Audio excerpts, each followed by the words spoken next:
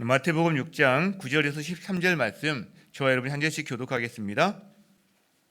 그러므로 너희는 이렇게 기도하라. 하늘에 계신 우리 아버지여, 이름이 거룩히 여김을 받으시오며 나라가 임하오시며 뜻이 하늘에서 이루어진 것 같이 땅에서도 이루어지이다. 오늘 우리에게 일용할 양식을 주시옵고 우리가 우리에게 죄 지은 자를 사하여 준 것 같이 우리 죄를 사하여 주시옵고 함께 우리를 시험에 들게 하지 마시옵고 다만 악에서 구하시옵소서. 나라와 권세와 영광이 아버지께 영원히 있사옵나이다. 아멘. 자리에 앉으시겠습니다. 우리가 주기도문을 지난 특세에 이어서 계속 살펴보고 있습니다. 이제 오늘은 그 마지막 부분을 살펴보게 됩니다. 나라와 권세와 영광이 아버지께 영원히 있사옵나이다. 이 부분을 살펴보게 되는데, 제가 이 주기도문을 이제 마무리하면서 저에게 드는 생각이 한 두 가지 정도가 있습니다. 하나는 우리가 주기도문에 대해서 감탄하면서 놀라워하고 있는가라는 그런 마음이 하나 들었어요. 그런 말이 있잖아요. 보통 고수가 고수를 알아본다. 이렇게 우리가 운동, 아니면 축구나 탁구를 하든 또 바둑 같은 걸 할 때도 이 고수는 고수를 알아봅니다. 그래서 하수는 그냥 이렇게 지나치는 것도 고수는 와 하면서 감탄하고 이런 경우를 자주 본다는 거죠. 왜 그럴까 생각해 보면 알기 때문인 것 같아요. 그것이 그 한 수에 담겨 있는 그 동작 하나에 담겨 있는 그 훈련의 양이라든가 그런 것들을 알기 때문에 그런 게 아닐까. 기도도 그럴 것 같다 이런 생각을 해보면 기도도. 또 하나요. 어떤 사람이 감탄하고 놀라워할까? 고수도 그렇지만 또 하나는 고수는 아니어도 마음에 열망이 있는 사람은 감탄하고 놀라워할 것 같다 이런 생각을 좀 해봅니다. 그러니까 기도를 알고 싶고 기도를 배우고 싶고 그렇죠? 그리고 내가 저 동작을 하지는 못하지만 운동인데 어떤 거든 그 동작을 해내는 걸 봤을 때 자기는 거기까지 못 미치지만 갈망하는 사람은 놀라는 거죠. 감탄하는 거죠. 기도도 그럴 것 같아요. 주기도문은 우리가 보면 구약의 믿음의 선진들과 예수님 당시에 하나님을 경외했던 사람들이 얼마나 기도에 대해서 알고 싶고 배우고 싶었을까요? 아마 이들에게 단비와 같은 어떤 그런 본문이지 않았을까. 그러니까 아마 감탄하고 놀랬을 거다. 그러니까 우리가 이 주기도문을 배우면서 감탄하고 놀라고 있는가? 만약 감탄하고 놀라고 있다면 둘 중에 하나일 거예요. 고수이거나 이미 아니면 적어도 열망이 있다면 우리가 감탄하고 놀랄 수 있다는 생각을 해봤고요. 또 하나는 우리가 그렇다면 이 주기도문으로 기도를 드리고 있나? 이런 질문을 좀 생각을 해보게 됩니다. 예수님이 주기도문을 주시면서 이렇게 말씀하시잖아요. 그러므로 너희는 이렇게 기도하라. 그러니까 이 말은 명령이죠. 기도하라.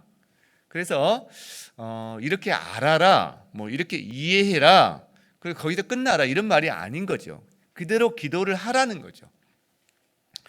주님께서 우리에게 가르쳐 주신 그리스도인의 태도 중에 가장 중요한 태도 중에 하나가 저는 순종이 아닐까 싶습니다. 이 바로 넘어가서 마태복음 7장에 그 내용이 나오거든요. 거기 보면 두 사람이 나와요. 두 사람이. 하나는 주님의 말씀을 듣고 행하는 사람이 나오고요. 하나는 주의 말씀을 듣고 행하지 않는 사람이 나옵니다. 둘 다 들은 건 똑같아요. 한 사람은 듣고 행하는 사람이고 한 사람은 들었지만 행하지 않는 사람인데, 그런데 똑같은 상황, 비가 내리고 창수, 홍수가 나고 바람이 부릅니다. 근데 한 사람은 그 집이 무너지지 않는다고 그래요. 그래서 지혜로운 사람 같다. 한 사람은 집이 무너짐이 심하다고 이야기합니다. 어리석은 사람 같다. 모래 위에 집을 지은 사람 같다. 우리가 주기도문에 대해서 말씀을 들었잖아요. 그렇다면 우리가 한번 생각해 볼 수 있어요. 나는 듣고 행하는 반석 같은 사람인가? 아니면 나는 듣고 행하지 않는 사람? 그렇다면 모래 위에 집을 짓는 사람인가? 이걸 한번 우리가 생각해 볼 수 있다는 거죠. 척도는 내가 규칙적으로 기도의 생활에서 성장하고 있는가? 규칙적인 기도의 생활. 그리고 나에게 골방 기도와 같은 기도의 자리가 나에게 또 있는가? 그리고 인격적인 기도에서 성장하고 있는가? 이 부분을 우리가 살펴볼 수 있다라고 생각합니다. 우리 성도들 모두가 반석 위에 집을 지은 지혜로운 사람 같은 그런 성도님들 되시기를 마음으로 진심으로 축원하게 됩니다. 자, 그렇다면 오늘 주기도문 마지막이 나라와 권세와 영광이 아버지께 영원히 있사옵나이다. 아멘. 이 말씀인데 마태복음에는 이 대개라는 말이 빠져 있어요. 그죠? 근데 누가복음 또 다른 본문을 보면 대개 이런 말이 있기도 하죠. 이 대개는 이 성경을 번역하는 과정, 중국에서 성경을 번역하는 과정에 한문으로 옮긴 게 이제 대개라는 말인데 헬라어 원문에는 이 접속사 하나가 있습니다. 호티라는 접속사인데 이게 주로 이제 연결하거나 아니면 왜냐하면이란 단어로 쓰입니다. 그러니까 우리는 대개라는 말을 써도 되고 쓰지 않아도 되는데 이 대개라는 말을 쓸 때는 왜냐하면이라고 우리가 바꿔 써도 된다는 거죠. 바꿔 써도.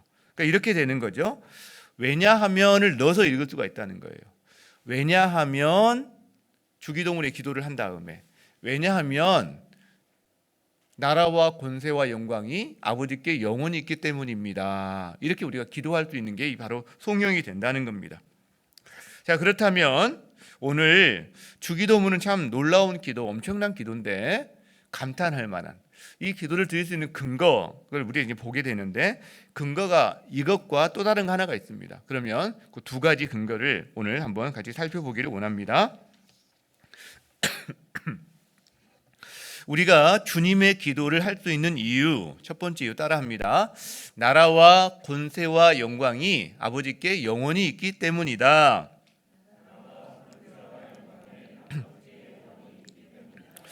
성경책을 보시면 오늘 우리가 나누고자 하는 이 부분이 괄호로 이렇게 돼 있어요. 괄호. 다른 건 괄호로 돼 있지 않은데 그리고 나서 그 괄호를 표시를 따라서 밑에 가보면 고대 사본에 이 괄호에 구절이 없음이라고 기록이 되어 있습니다. 그러니까 마태가 이 마태복음을 처음 쓸 때는 우리가 오늘 다루고자 하는 이 부분은 없었다는 거예요. 그러니까 나중에 후대에 추가가 되었다는 것을 성경에서 우리에게 알려주는 겁니다. 성경은 참 하나하나 다 정직하게 이렇게 우리에게 알려줍니다. 자, 그렇다면 원문에는 없던 이 송영이라는 게 어떻게 후대에 이 성경에 삽입이 되었을까?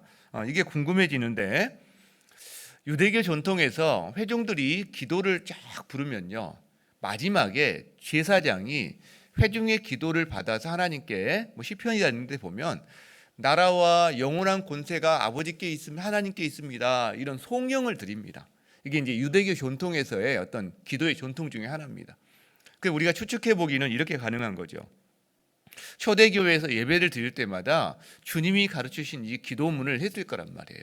기도로 혹은 암송으로.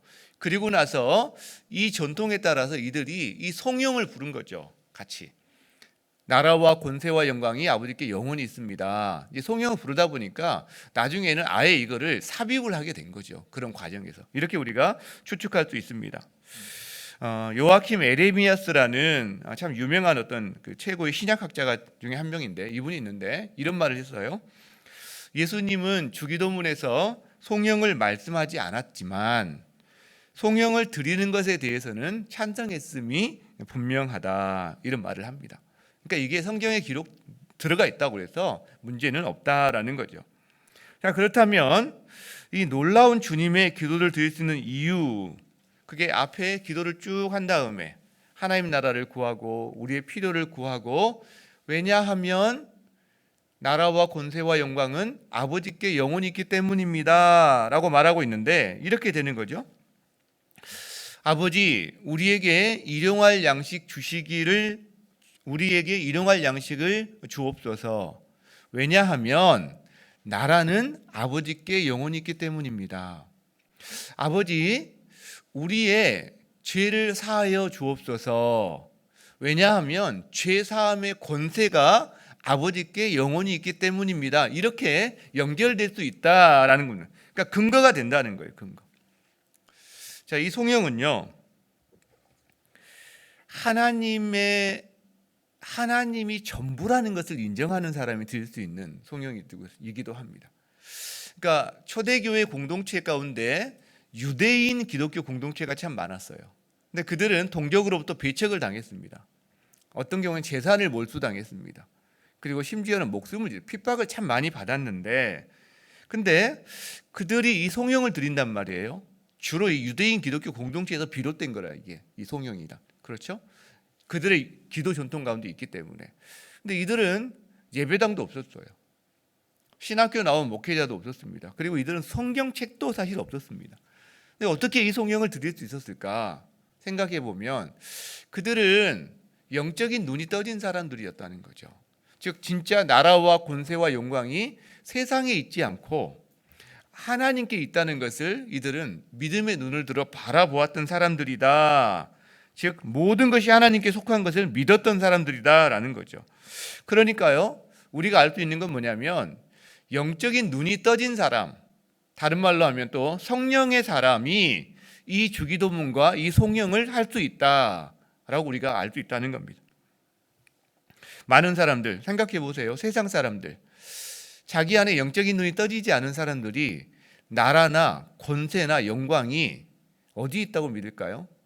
세상에 있다고 믿는 거죠. 하나님께 있다는 이 고백을 할 수 있을까요? 없다는 겁니다. 자, 그렇다면 성령의 사람이 믿음으로 하는 고백이 바로 이 송영인데, 세 가지가 있죠. 먼저 나라에 대해서 고백합니다. 나라가 아버지께 영원히 있습니다, 이렇게 말을 하죠. 그런데 이 송영이 고백되던 당시의 상황을 한번 생각을 해보세요, 여러분. 로마 시대입니다. 로마 황제가 있습니다. 그렇죠? 나라하면 로마입니다. 나라하면. 그러니까 이렇게 고백해야 되는 거, 원래는 나라가 로마 제국에 있습니다. 뭐 로마 황제에게 있습니다. 그런데 이들은 그 나라가 누구에게 있느냐? 로마에게 있는 게 아니라, 로마 황제에게 있는 게 아니라 하나님께 있다고. 목숨 걸고 하는 고백입니다, 여러분. 목숨 걸고. 이 고백 때문에 순교를 당합니다. 사자밥이 됩니다. 인간 횃불이 됩니다. 이 고백 때문에, 나라가 누구에게 있느냐? 그러니까 다른 이걸 질문을 바꿔보면 이렇게 되는 거예요. 최종적인 충성의 대상이 누구냐라는 거예요. 너의 충성의 대상이 누구냐? 바로 나라냐? 어느 나라냐? 로마 황제냐? 하나님이냐라는 겁니다. 여러분, 사실 이 땅에서 나라만큼 강력한 영향력과 권세를 가진 근대는 없어요. 그런데요, 한계가 있습니다. 그럼에도 불구하고 엄청난 권세와 능력과 영향력이 있지만 한계가 있습니다. 생각해 보세요. 수많은 지금 로마 제국들 지금 어디 있습니까? 나폴레옹, 알렉산더, 몽골 제국, 어마어마한 제국을 이루었는데 지금 어디 있습니까? 역사의 뒤안길로 다 사라졌다는 거죠. 그러니까 우리는 고민해 봐야 됩니다. 진짜 나라가 누구에게 속했는지, 누구에게 있는지, 그리고 거기에 따라오는 질문은 충성의 대상이 누구인지 라는 거죠. 이거는 그 다음 권세에도 사실 비슷합니다. 권세. 그 다음으로 고백하는 게 권세 아닙니까? 권세. 즉 권세가 아버지께 영원히 있습니다. 이 권세는 영어로 다이나마이트, 그러니까 두나미스에서 이 다이나마이트가 이 어원이 나왔다고 그래요. 그러니까 권능, 힘, 이런 뜻입니다. 힘이 어디에 있느냐? 권능이 어디에 있느냐? 아까와 똑같습니다. 로마 황제에게 있지 않고 바로 하늘 아버지께 있다고 말하는 거죠. 요즘 권능이 로마 황제에게 있다고 믿는 사람은 없습니다. 그러나 요즘은요, 권능이 돈에 있다고 생각합니다. 돈에 있다고. 여러분, 우리 정권은 5년이지만 그러나 재벌은 몇십 년이다, 혹은 영원하다, 이런 말을 우리가 쓴단 말이에요. 그렇죠? 돈 앞에서 무력해지는, 권력마저 무력해지는 그런 시대를 우리가 살고 있습니다. 여러분, 우리 안에 그래서 나도 모르게 진짜 힘은 돈에 있어라고 하는 생각을 나도 모르게 가질 수가 있어요. 그리고 그것을 우리 주변 사람들과 나 자신과 우리 자녀에게도 나도 모르게 그걸 말하고 있을 수도 있습니다. 실제로. 왜냐하면 여러분, 이 질문이 쉬운 질문이 아니거든요. 또 진짜 힘은 어디 있다고, 힘은 어디서 나온다고 믿어? 딱 떠오르는 게 돈이거든요. 너 권능은, 사람을 움직이는 힘은 어디서 나온다고 믿어? 쉬운 질문이 아니라는 거죠. 게다가 현실에 필요가 있어요. 우리는 그 앞에서 내 삶이 공공할 때 위축됩니다. 그리고 내가 초라하게 느껴질 때면 더더군다나 그게 필요함을 많이 느끼기 때문에 우리가 이 돈의 권능에서 피해갈 수 있는 사람은 없다는 거죠. 거의 없습니다. 그러나 하나님의 백성은 권능이 하나님께 있음을 인정하고 고백하는 사람이 하나님의 백성인 거죠. 그래서 주님께서 우리에게 이 말씀을 마음에 두라고 주신 말씀이 있어요. 바로 마태복음 10장 28절입니다. 같이 한번 볼까요? 자, 함께 읽습니다. 시작. 몸은 죽일지라도 영혼은 죽이지 못하는 일을 두려워하지 말고 영혼도 몸도 둘 다 지옥에 던져서 멸망시킬 수 있는 분을 두려워하라. 두려워하라. 여러분, 우리는 우리의 몸에 영향을 미칠 수 있는 사람이나 돈이나 권세에 대해서 두려울 수 있습니다. 그러나 말씀하시는 거죠. 진정 두려워할 게 무엇인지를 알아야 한다. 그리고 그것을 두려워해야 된다라고 말씀하는 거죠. 자, 마지막으로 영광에 대해서 고백합니다. 영광이 아버지께 영원히 있습니다. 여러분, 영광은 높임을 받는 거예요. 칭송을 받는 거예요. 올림픽에서 메달 따면 막 영광스럽고 이런 거죠. 그렇죠? 그 당시 이 성령이 고백되던 시절에는 가장 큰 영광은 로마 황제에게 있었던 시절입니다. 자, 이런 시절에 그들은 영광을 로마 황제에게 돌리지 않습니다. 하나님께 돌립니다. 하나님께. 우리는 성경에서 이 하나님의 영광이 나타나는 장면들을 우리가 알고 있는 것들이 있어요. 몇 가지만 이야기해 볼까요? 간단하게. 모세가 시내산에서 하나님의 영광을 봅니다. 떨기나무가 불에 타고 있는데, 근데 불이 붙었는데 떨기나무가 안 타요. 모세가 여기서 신을 벗습니다. 이사야가 환상 중에 주의 성전에서 주님의 영광을 봅니다. 그리고 그는 그 영광 앞에서 자기 부정함을 보게 됩니다. 그리고 화로다 나여 망하게 되었도다, 이런 말을 합니다. 마치 강한 빛이 비치면 그 수많은 먼지가 보이듯이 하나님의 영광 앞에서 우리의 부정함이 드러나는 거죠. 변화산에서 영광 중에 변하신 예수님을 제자들이 보았습니다. 근데 그들은 그때 거의 두려워했고 거의 정신이 나갔습니다. 예수님과 함께 3년을 보냈던 사도 요한은 그 뒤 한 50년, 60년 뒤에 환상 중에 예수님의 어린 양이신 예수님을 만납니다. 환상 중에 만났는데 그가 어떻게 했느냐? 50년, 60년 만에 만났을 때 너무 반갑잖아요. 반갑다고 소리 지르지 못합니다. 그의 발 앞에 엎드려서 죽은 자같이 되었다고, 죽었다고 거의 이렇게 이야기합니다. 여러분, 성경에 말하는 하나님의 영광에 대한 이야기들이 참 많이 있는데 공통점이 있어요. 뭐냐면 사람의 영광과는 차원이 다르다는 거예요. 무슨 올림픽 메달, 무슨 지극히 높은 어떤 칭찬, 이런 것과는 차원이 다르다는 거죠. 하나님의 영광은. 그래서 하나님의 영광을 베드로전서 1장 24절에서는 사람의 영광을 이렇게 말하잖아요. 그러므로 모든 육체는 풀과 같고 그 모든 영광은 풀의 꽃과 같으니, 사람의 영광은 바로 이것과 같습니다. 풀의 꽃과 같다. 즉 풀은 마른다, 꽃은 떨어진다. 사람의 영광은 이와 같은데 하나님의 영광은 차원이 다르다는 거예요. 그렇죠? 우리가 태양에 가까이 태양빛을 받으면 좋습니다. 식물도 자라고 우리도 따뜻하고. 그런데요, 태양에 가까이 가면 갈수록 어느 순간 감당을 못합니다. 저희가 녹아 없어져요. 다 없어져요. 하나님의 영광도 이와 비슷합니다. 하나님의 영광을 멀리서 볼 때 너무 좋아요. 그런데 진짜 하나님의 영광을 더 선명하게 보기 시작하면 우리 영혼이, 우리 존재가 감당이 안 된다는 것을 알기 시작합니다. 그리고 영원하죠. 영원하죠. 이 영광이요. 성경에서 영광이란 단어를 원어로 보면 무거움이란 단어도 있습니다. 무거움. 가령 여러분이, 저희가 100톤 바위를 우리가 감당할 수 있을까요? 우리 위에 100톤 바위가 떨어진다. 하나님의 영광이 그런 거랑 비슷합니다. 실제. 그래서 주님께서 이런 말씀을 하십니다. 마태복음 16장에 인자가 자기 아버지의 영광에 쌓여 자기 천사들을 거느리고 올 터인데, 예수님 자신이 아버지의 이 엄청난 이 영광에 쌓여 자기 천사들을 거느리고 이 땅에 다시 오신다. 여러분, 그때 누가 그분을 맞이할 수 있을까? 지금 이 땅에서 하나님의 영광을 바라보며 주님과 동행하며 살아가는 사람이 그 엄청난 영광으로 다시 오실 주님을 기쁨으로 맞이할 수 있다라고 생각합니다.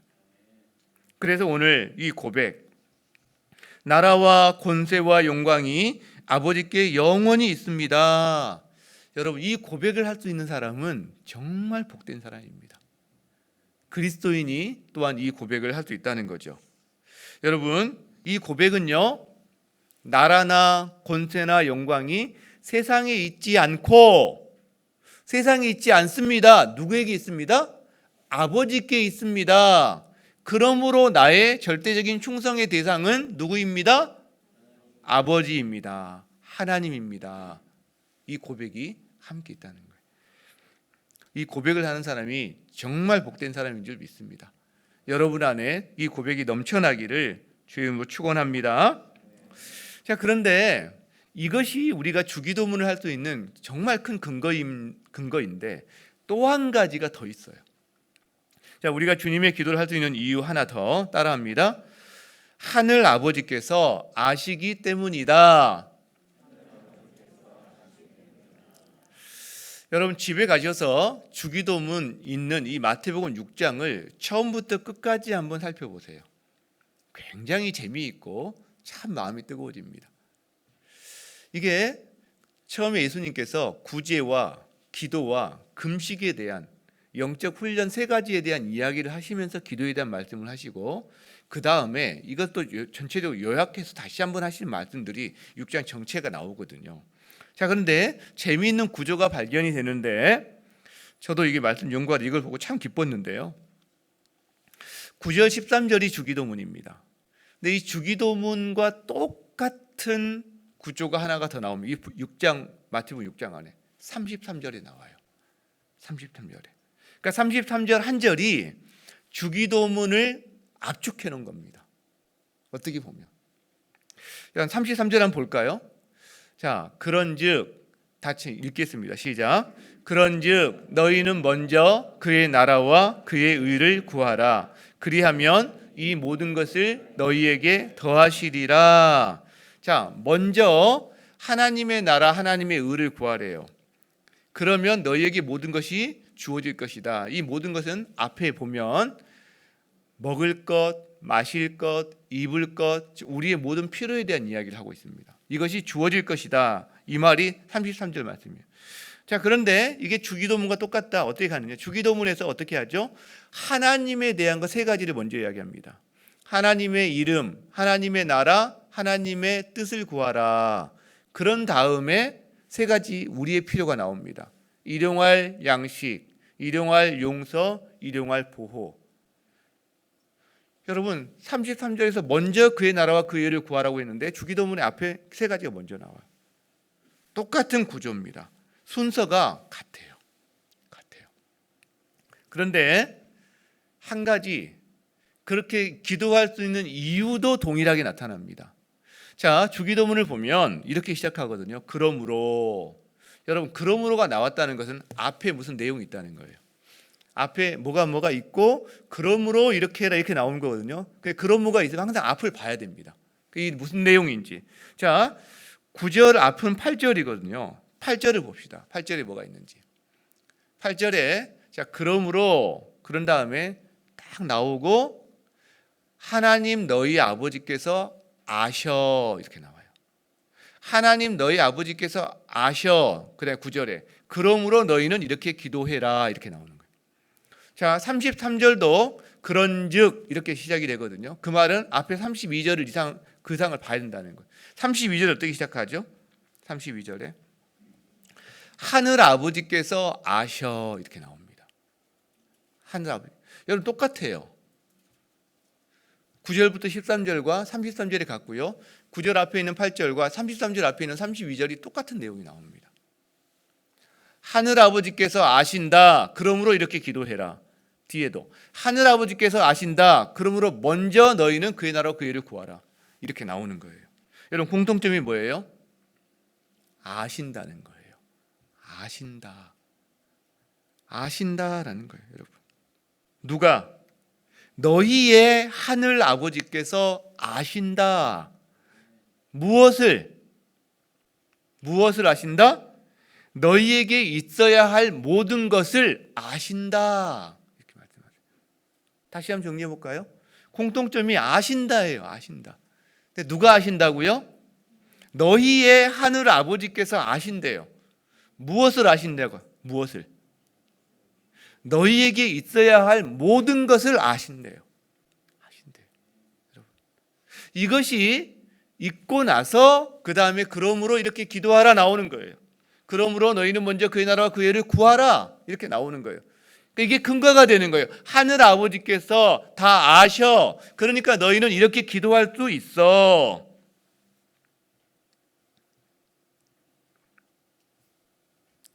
여러분, 아버지는요 자녀에게 있어야 될 걸 아십니다. 아버지는, 인간의 아버지는 한계가 있지만 그러나 그 마음은 동일합니다. 육신의 부모는 자녀가 응급실에 가면요 대신 그 자리에 대신 있어주고 싶어해요. 차라리 내가 아픈 게 낫겠다 이런 마음을 갖는 게 육신의 부모입니다. 그러나 물론 한계는 있죠. 대신 아파줄 수도 없고 뭐 낫게 해줄 수도 없고 능력에 우리가 부족함을 많이 느끼지만 적어도 그 마음이 있는 게 육신의 부모예요. 하늘의 아버지는요 동일하게 그 마음이 있으세요. 그런데 하늘의 아버지는 능력의 제한도 없으세요. 하실 수가 있어요. 도와주실 수가 있어요. 게다가요 나보다 나를 더 잘 아세요. 그 자녀보다 하늘 아버지가 그 자녀를 더 잘 아세요. 그리고 그 자녀의 필요를 자녀보다 하늘 아버지가 그 자녀의 진정한 필요를 더 잘 아세요. 더 잘 아십니다.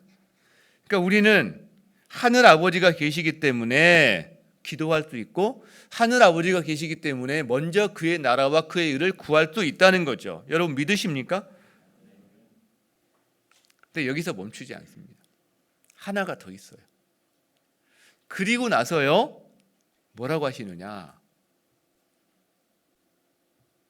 이것을 아는 사람, 하늘 아버지가 아신다. 그래서 먼저 그의 나라와 그의 의를 기도할 수 있는 사람은요 한 가지 은혜를 더 누리게 됩니다. 염려하지 않게 됩니다. 염려하지 않게 돼요. 이게 같이 연결이 됩니다. 주기도문이 염려와 연결이 됩니다. 염려하지 않는 인생과 연결이 됩니다. 여러분, 마태복음 제가 6장 한번 묵상해 보시라고 그랬죠. 이 염려하지 말라라는 말씀이 25절에서 시작돼서 34절까지 감싸고 있어요. 25절에서 이렇게 시작을 합니다. 같이 한번 같이 볼까요? 내가 너희에게 이르노니 목숨을 위하여 무엇을 먹을까? 무엇을 마실까? 몸을 위하여 무엇을 입을까? 염려하지 마라. 염려하지 마라. 그리고 그 다음에 무슨 이야기를 하는지 아세요? 공중의 새를 보아라. 그들이 먹을 거 걱정하니? 무엇을 먹을까, 입을까, 마실까 걱정하니? 하늘 아버지께서 먹이셔. 그 다음에 들의 백합화를 봐라. 그들이 무엇을 입을까 걱정하니? 하늘 아버지께서 입히셔. 여러분, 들의 백합화가 안 보이시면 탄천에 벚꽃나무 보세요. 능수 버들나무 보세요. 겨울에 다 죽은 줄 알았는데 지금 능수 버들나무 다 펼치고 있단 말이에요. 대리산에 가보세요. 진달래, 철쭉꽃 보세요. 여러분 뭐 화단이나 여러분 정원에 드실 거예요. 제라늄 봐보세요. 제라늄. 너도 부추라는 나무가 그 꽃이 있더라고, 그 풀이 있더라고요. 저희 집에 하나 생겼는데 너도 부추처럼 생겼는데 거기서 이렇게 꽃이 나와요. 참 얼마나 예쁘든지. 야 진짜 너도 부추 맞다. 근데 나도 부추 안 그러고 왜 너도 부추 했는지는 모르겠는데 이름이 너도 부추더라고요. 한번 보세요. 여러분 걔들이요 무엇을 입을까 걱정한 적이 없어요. 겨울에는 다 죽어 있는 줄 알았어요. 거의. 하늘 아버지께서 입히신단 말이에요. 입히신단 말이에요. 그렇죠? 그러시면서 이 이야기를 쭉 하시고 그러 하늘 아버지가 다 아셔. 그러니까 너희는 먼저 그의 나라와 그의 의를 구할 수 있어. 이 모든 걸 더해 주시거든. 그런 다음에 마지막 마무리 6장 마무리 34절이죠. 그러므로 내일 일을 위하여 염려하지 말라. 염려하지 말라를 시작으로 해서 쭉 이야기하신 다음에 마지막에 염려하지 말라 닫아주는 거예요. 시작과 끝을 염려하지 말라고 감싸고 있는 거예요. 여러분, 우리는 알 수가 있습니다. 아들의 영성, 여기 또 자매분들은 서운하니까 딸의 영성, 아들의 영성, 딸의 영성을 가지신 분들은 여러분 염려하지 않을 수 있습니다. 그리고 그의 나라와 그의 의를 구할 수가 있습니다. 그러나 종의 영성, 이방인의 영성, 고아의 영성을 가진 사람은 염려할 수밖에 없습니다. 고아는 자기가 책임지고 자기 인생을, 고아는 자기가 먹을 것, 입을 것, 살 것 다 자기가 알아서 해야 됩니다. 그러나 자녀는요, 아들, 딸은요, 그렇지 않아요. 여러분, 집에 2살짜리, 3살짜리 아이들 있는 집 있잖아요. 그 아이들이 한숨 쉬면서 내가 내일 내가 먹고 살 수 있을까? 내일 내가 학교 갈 때, 유치원 갈 때 입고 갈 옷이 있을까? 여러분, 막 한숨 쉬면서 그거 막 고민하고 막 밤새 머리 싸매고 아르바이트 하는 애들 보셨어요? 아무 말이 없네요. 그런 애 없습니다. 네, 자녀는 그거 걱정 안 합니다. 자녀는 왜? 당연히 내일이면 내일에 먹을 게 생긴다는 걸 알고 있어요. 그러나 고아는요, 고아는 걱정합니다. 고아는. 여러분, 여러분은 자녀입니까? 고아입니까? 여러분의 기도 생활은 자녀에 가깝습니까? 고아에 가깝습니까? 여러분의 일상적인 삶은 자녀의 삶에 가깝습니까? 고아의 삶에 가깝습니까? 한번 돌아보세요. 우리는 자녀인 게 맞는데 왜 우리의 생각, 우리의 사고방식, 우리의 행동 양식은 고아와 같을 때가 많은지 한번 돌아보세요. 여러분. 돌아보세요. 고아는 염려합니다. 염려할 수밖에 없습니다. 그러나 자녀는요? 자녀는 그렇지 않다는 거예요. 그렇지 않다는 거예요. 자, 이 부분에 대해서 오스왈드 챔버스 목사님이 참 재미있는 단어를 하나 썼습니다. 은혜로운 불확실성이라는 단어를 썼습니다. 자, 이게 무슨 말이냐면, 여러분, 염려가 어디서 오죠? 불확실성에서 옵니다. 확실하지 않을 때 염려하게 되는 거거든요. 근데 저와 여러분의 삶에 확실하지 않은 것이 많이 있습니까? 있죠. 그러니까 우리도 염려할 수 있죠. 맞죠? 맞습니다. 그러니까 우리가 불확실성 때문에 그게 염려로 연결될 수 있다는 건 인정해요. 자, 그런데 우리에게 있어서, 믿는 자에게 있어서 불확실한 게 있고요, 확실한 게 있어요. 우리들에게 불확실한 것은 뭐가 불확실하느냐? 우리 미래에, 내일 하나님이 우리에게 어떤 일을 하실지는 우리도 불확실합니다. 모릅니다. 그죠? 미래는 불확실합니다. 하나님 무슨 일을 하실지는 불확실해요. 그러나 확실한 게 있어요. 하나님은 확실합니다. 하나님이 설하시다는 것은 확실합니다.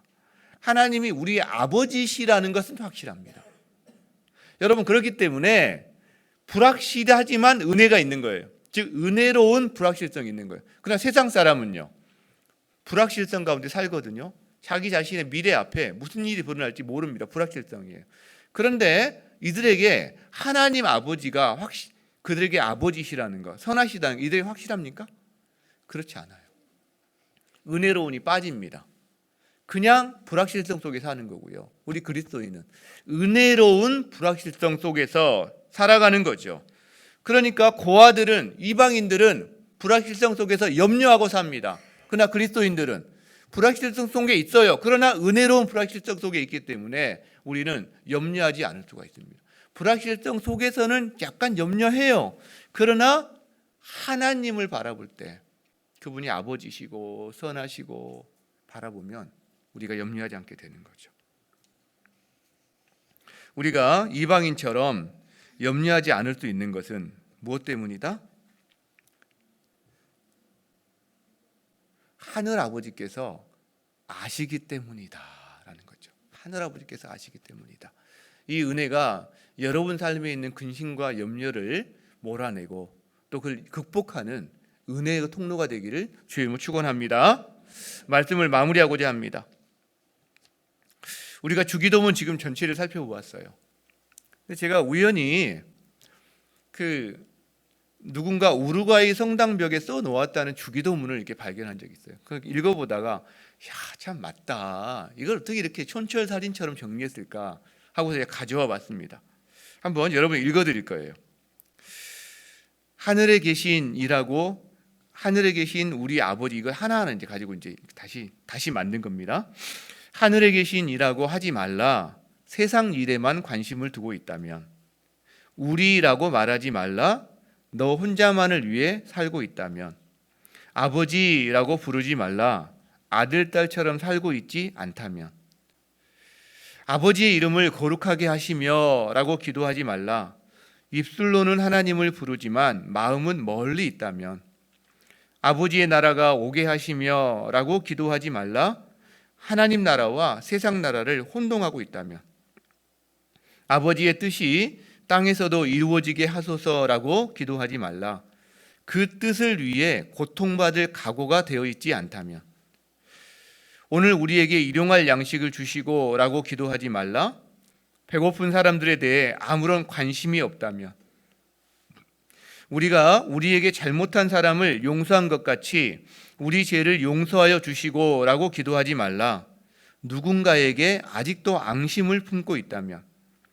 우리를 시험에 빠지지 않게 하시고 라고 기도하지 말라. 죄 지을 기회를 찾아다니고 있다면. 악에서 구하소서 라고 기도하지 말라. 악에 대항해 싸울 마음이 없다면. 이제 마지막으로요. 아멘이라고 말하지 말라. 아버지의 말씀을 심각하게 받을 마음이 없다면. 기도하지 말란 말이 아니겠죠. 그렇죠? 오히려 그 뒤에 그런 마음을 가지고 기도하라는 말을 이렇게 표현했겠죠. 그렇죠? 그런 생각을 해봅니다. 우리가 주님의 기도를 배웠으니 이 마음을 가지고 이 기도에 담겨 있는 정신을 가지고 우리가 완전하지는 않지만 기도의 자리로 나아갔으면 좋겠다. 그래서 이 정신을, 기도의 정신을 나의 삶으로 하나씩 우리가 가져왔으면 좋겠다. 지금 오늘보다는 1년 뒤에 더 많이, 그리고 앞으로 5년 뒤에는 더 많이 가져온 우리들이 됐으면 좋겠다. 이 소망을 가져봅니다. 그리고 하나 더요. 여러분, 주기도문을 한 절로 요약한 게 33절이라고 그랬잖아요. 여러분, 이 말씀을 여러분이 암송했으면 좋겠어요. 그리고 이 말씀을 묵상했으면 좋겠어요. 다시 한번 읽어보겠습니다. 다시 한번 33절. 자, 큰 소리로 읽습니다. 시작. 그런즉 너희는 먼저 그의 나라와 그의 의를 구하라. 그리하면 이 모든 것을 너희에게 더하시리라. 더하시리라. 여러분, 제가 나이 40에 13년 다니던 직장을 이제 그만두고 신학대학원에 입학했을 때 이야기입니다. 그때 제 자녀가 초등학교 4학년짜리가 있었어요. 제 자녀가 제가 직장 그만두고 이제 신대원을 갈 때 저한테 그런 이야기를 했습니다. 아빠, 이제 우리 뭐 먹고 살아요? 똑같죠? 무엇을 먹을까? 무엇을 마실까? 이제 우리 뭐 먹고 살아요? 그래서 저는 이제 우선 넘겼어요. 얘가 그냥 재미삼아 한 이야기인 줄 알았습니다. 그냥 얘가 뭐 농담, 어른들 농담처럼. 근데 그 이야기를 굉장히 진지하게 자주 하는 거예요. 진지하게 자주. 그래서 제가 나는 꼬마는 염려가 없는 줄 알았는데 그게 아니더라고요. 꼬맹이도 염려를 하고 있더라고요. 그래서 얘가 이게 농담이 아니구나, 재미삼아하는 이야기가 아니구나라는 걸 제가 깨달았어요. 그래서 제가 고민하다가 조용히 불렀습니다. 조용히 불러서 성경을 폈어요. 마태복음 6장을 폈습니다.